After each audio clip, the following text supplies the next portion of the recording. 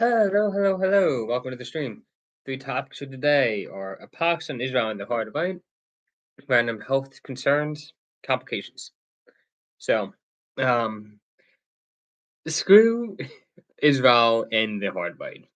So you got these two groups. You got Israel, which obviously has their own desires as a country, good on them, and you got the hard right, which is basically anybody I would say Tucker Carlson and right word of that. So Tucker Carlson, Candace Owens, Dave Smith, different people like that.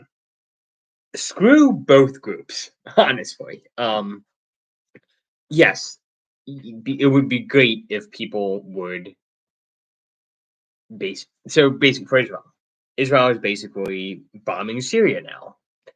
Trump really wants there to be peace. Really wants there to be peace in the region. That's like one of his main foreign policy objectives, right? And Syria bombing Syria hurts us with that. Not to mention the fact that it is like 70 to 80% sure that Mossad was backing Epstein's blackmailing. And that's the reason why both Democrats and Republicans can't do anything to release the Epstein list because Israel won't let us. So you have a foreign country, Israel, that is screwing the Trump administration in multiple ways, both by getting war happening, by fighting wars, and by not letting us release a blackmailing list and persecuting people using it, and they're stabbing us in the back. Um, let's be clear. If Republicans don't support Israel, nobody else is going to be supplying them with weapons. It's not Europe, not the Democrats, not the rest of the Middle East. Republicans are the only shop in town for actually supporting Israel. We're the only ones who actually like give a damn. And you're stabbing your only allies in the entire planet in the back publicly and laughing about it. So screw you, Israel. Also, with a hard fight. Yes, I get that in your magical framework work, you'd be able to get this Epstein list and prosecute everybody on it, and everybody be thinking dory. That's not going to happen with anybody else. It's not going to certainly not going to happen with the Democrats. So what you're doing is you're throwing away the one person who has had your back or has supported policies that you want more than anybody else, Trump. You're attacking him off of absolute like you're not going to get anything out of it. Let's say they release they're not gonna get everybody. Like, I know in your magical fairy world, yeah, they're gonna get all the people, all the elites, they're all gonna be arrested. That's not gonna happen, sir. That's not gonna happen. And you're stabbing the back the one person who's actually trying to fight for conservative causes right now, or the leader of the conservative cause worldwide. You know what's gonna happen if you guys ran the fight? Yeah, you'd lose everything. You would get maybe 25%, maybe 20% of the electorate. Everything would go the other way. You'd lose everything you're fighting for. We'd lose free speech. We'd lose um, economic potential for the future. But free speech, that's enough, right? And we basically be ruled by lunatics on the left for the rest of all time. So that is the future you're creating. So screw you, hard right. So screw you, Israel, and screw you, hard right. And it is also funny to me that these two sides kind of hate each other for obvious reasons.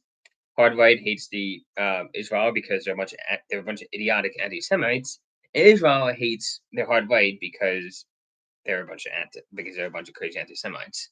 Both sides are stupid though for the exact same reason that they're backstabbing the one group of people, us center right people, who actually have your back or are allies with you. What the hell? We don't need We don't need fair. I get why Trump is mad. I really really get it. Now, do I think he should release the Epstein list? Whatever Israel says, yes. His hands are obviously tied. Via one way or the other. So yeah, I mean, I get where Trump's coming from, but I understand why he's pissed. These two groups that he has done so much for over the past 10 years are just like, oh, well, we want our ways. We want everything to be perfect just for us. I'm like, go to hell, both of you. Just screw off and stop bothering us. I no longer support Israel in this respect. I no longer support anybody in the hard right. I'm just like, it's the center right. It's people like me who actually have kind of a give and take, maybe a bit wishy washy, maybe we're like squishes or whatever. It's people like me and people, the center right folks, that are holding the conservative cause up. It's not you guys, and so stop getting in our way. Um, because you guys are stupid. Anyway, that's my rant for today. I'm really, really mad at these two groups. I'm just gonna put it that way. Random health concerns. Okay, so it seems to me that there's a lot of random people getting these random illnesses. Maybe this is just my scope. I don't know. I just feel like a lot of people are getting like random cancers, heart issues, brain issues, all kinds of things. And like, there's a few possible causes, and maybe I'm just imagining it. Like people are like, "Oh, you're getting older, and maybe you're just being around more people who are getting sick." Maybe that's it. That's possible. Maybe it's just anecdotes, and maybe I'm just observing it more as I get a little bit older. Maybe I, and it's also as the previous generation gets older, up into their 60s and 70s. Maybe it doesn't seem to be affecting any of my family members actually. Like my uncles and aunts, they're all getting up there. None of them have any of these type of issues. They have the typical like getting older, getting weaker type things. No actual issues. So is it COVID? Like the after effects of COVID? Is the effect after effects of the COVID vaccine? Is it the after effects of something else? Like maybe people are more isolated, so their health outcomes are getting worse with time. Maybe people are just getting more unhealthy. Maybe it's the food. Maybe it's chemicals in the water, like microplastics and all that. There just seems to be like a lot of different things that are causing people to have health issues, and like some of this has got to affect fertility rates too, right? So it's like what? It's like the way Scott Adams put it, he's like his perspective on the fertility crisis is basically it could be this, it could be that, it could that be this. It's everything. It's everything at the same time. Um, and I don't see enough enough like changes being taken by RFK right now. I know he says the right things. I just haven't seen any actual changes. Like let's update the like at the very least, like the food pyramid. Really, we can't update that. We can't tell people like not to eat a million carbs. Is that can we not tell? That's the smallest possible change we can make. And like people are like, oh, the food industry has sponsors and stuff. Yeah, sure. People are still gonna. You can tell people the right things. They're still gonna eat like crap. At least tell people the right things. Give them the option. It should be a free choice.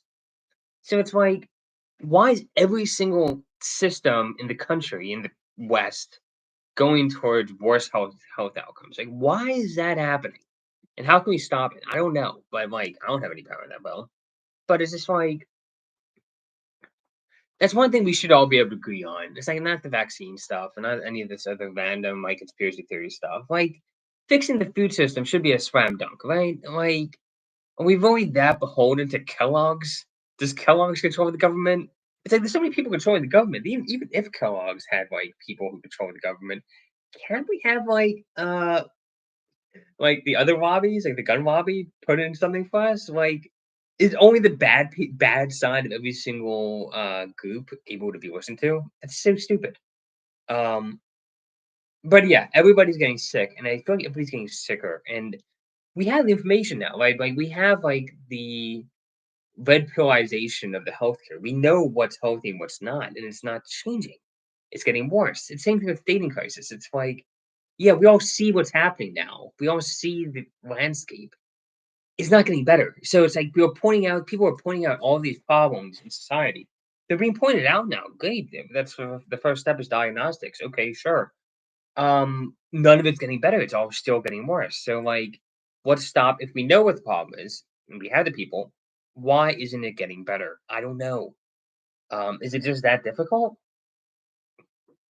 And not just America too. It's like every Western country is turning worse and worse and worse. America's actually probably got the brightest future out of a lot of them, like UK, France, Russia, Japan, Germany. I can't think of any Western countries that are doing well right now. Maybe South America, Argentina may be doing all right. It just keeps getting worse. I don't know why. Like, what is the force that's making everything get worse and worse and worse? Like, maybe we do need to have everything just disintegrate because then at least in the bubble, there might be islands of things working out, right? If everything falls apart, then somebody's going to take control of some fragments and make it work again. Um, I don't know. I don't know what the answer is, but it does seem like everything's getting worse and worse and worse, and there's nothing anybody can do about it, despite efforts to the contrary. So complications. One thing I don't think women will understand is that men do get hung up on you. It might not be a good reason. It might not be a good connection. It might not be anything. But guys get caught up in things. So I got this one friend who I hang out with and we go on hikes and stuff. I hadn't seen her for like about 3 months or so. And then I hung out with her 2 days ago and we went hiking. Like it was kind of like this is nice. Can talk about everything, can just kind of review everything. This is nice. And I go home and the next day I'm like, well shit. My mind is all jumbled up. And I'm like, you know what? This is a problem. I don't know what to do with that. And that happens to me sometimes. Like you just get if you want to know how men feel when we attracted to somebody, it's not just pure attraction. It's not pure 100%. Oh yes, this is the person. It's not how men. I don't think most men really act. I think most men really feel like confusion, being mixed up, being scrambled. That's the feeling that men get when they really. And I think that might not be unusual to me. Maybe it's unusual to me. Maybe I'm a weirdo, and I obviously am to a certain extent. But yeah, some people confuse you. And is that a bad thing? That's probably the advantage of that whole thing. It makes you confused. It's good to be confused because then you make mistakes. And when you make mistakes, people get together. Anyway, that's just so frustrating though, because I've been up and down this road with this one friend for like 7 years. So it's just kind of like I know it's not gonna work out. I still feel confused. Anyway, that's all I got. I just hadn't wanted to. Mainly the reason I'm here is because I just wanted to bitch about Israel and the hard right. Both groups know your allies. That's all I gotta say. It's like somebody who like hangs out with a bunch of toxic people and they're like a bunch of toxic ideas or whatever, and then they stab the people that actually cared about them in the back. And I think people do that a lot. People stab their romantic lover. They stab their lovers in the back. They stab their friends in the back, and then they are super loyal to these things that don't even care. It's like the attitude of people towards their work. It's like, oh, I'm loyal to my work. I'm like, you're loyal to a company, to a corporation. What the hell are you thinking? It's like you're loyal to like even a political party or like a fan base. It's like meanwhile you're not taking care of the bonds that actually care about you. It's like humans just miss or just are humans just sadists or what do you call the other word liking pain. Shouldn't know the word. Maybe that's probably it. And I don't know why. Well, it's probably because throughout history most people have been oppressed. So it's probably been evolutionarily advantageous to be okay with being oppressed. And if you're not oppressed, you probably seek it out. What's the opposite word? Sadist and masochist. Masochist. Yeah. Um, is that just like how screwed up our society has been for so long that people are just evolved to be sadists and masochists? Is that like what everything is? Possible. That's would explain everything. And since we have a relatively advanced, comfortable society now, people seek out opportunities to feel pain whenever they can. Maybe that's it. Um, maybe that's where cycles of history come from. Anyway, know your allies. Just don't betray people. Be loyal. Loyalty is a good value in and of itself. Yeah, people are like, oh, don't be loyal to something stupid. You don't want to be a sucker. You know what? I think loyalty is a virtue. Be loyal. It's just a virtue in and of itself. Now, do you want it to hurt you? No, you don't. You don't want to be loyal to something that's going to hurt you. But it's worth. It's a virtue in and of itself. We all reach these points where we are like, okay, what is good in and of itself? People say God. People say like a code of ethics, or people say beauty, or whatever. I think one of my core beliefs is that loyalty is worthwhile in and of itself. And people are like, oh, what about the Nazis? Think, okay, there's always an extreme point you could say. Oh, the Nazi argument. Okay, great, very clever. Well done. Okay. I think loyalty, leaving them aside, those bastards, loyalty to an evil demon lord in anime is still loyalty. It's still a good thing. Loyalty is good in and of itself. Now, does it make up for everything? No, but it's a good thing. Anyway, cheers.